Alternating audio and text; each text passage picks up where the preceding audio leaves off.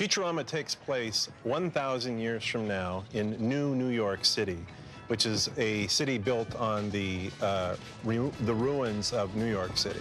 You know, all my life I've been fascinated by a whole bunch of stuff in our culture. For instance, I love the American family. And so with The Simpsons, that was my take on the American family. So what I've done to the American family with The Simpsons, we're going to do to science fiction with Futurama.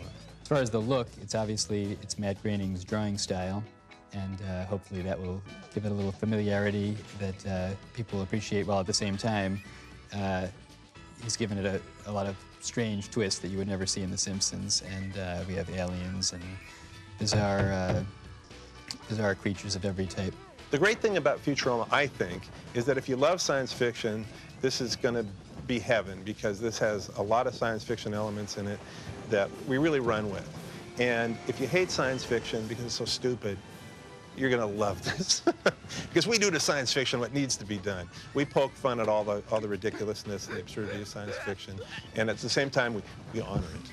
There could be any amount of time from one day to a year between when we think of the idea for the story and actually begin talking about it in earnest. But once we begin talking about it in earnest, we put a few days into that process. Then someone goes out and writes the script for 3 or 4 weeks. Then a group of writers, usually somewhere between 5 and 8 of us, sit around the table for a week straight, basically, all day, every day, just kind of combing over every line. And this is the same process The Simpsons goes through, basically, just trying to pack it with the density of material that people are used to from The Simpsons. After that, we have the table reading, in which we get to hear the actors actually perform it and see if the lines are anything like what we imagined when we were writing it. And then we do a little rewriting based on that. So all in all, it probably adds up to about 2 months from the initial discussions to when we end up recording the show. I did hundreds of different kinds of designs for each character before I arrived on the vague, crude design that then I gave to professional designers, and they sort of cleaned up a little. Then I took their cleaned up version and I made them crude again, and that's the result of what you see on the air. Basically, he's laying out all the key poses of animation, which are later filled in and animated.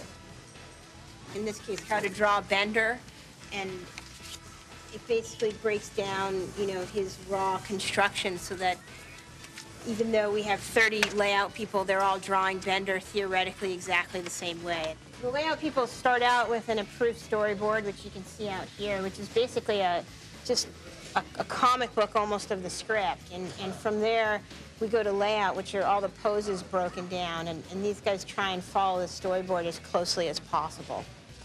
Well, eventually it's stripped out, pasted down onto the official storyboard pages, where the dialogue and the action is also stripped down. So basically that's what Matt and the writers get. So this is a color lineup of all the lead characters that we're actually color keying in the computer, which basically means picking out the actual colors that the characters and all their wardrobe will be. These are the 4 main characters, Fry, Bender, Leela, and the Professor, and these are rough colors that we're blocking out that eventually will evolve to be the final approved color. All the 3D models start off as a 2D cleanup drawing that the artists upstairs do, and then basically the drawing comes down here, we map it into the computer, and they essentially build the model directly off of the drawing. The motion of each part is really easy to adjust. So Eric will show you right now that just by sliding a few things, you can get a complex motion to occur, like the opening up of the front bay, the lowering of the back feet, and the cargo bay are all adjusted with a single slider for each object.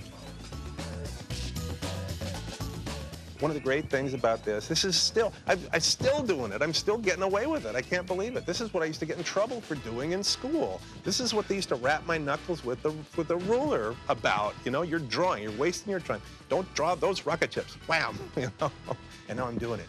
It's great.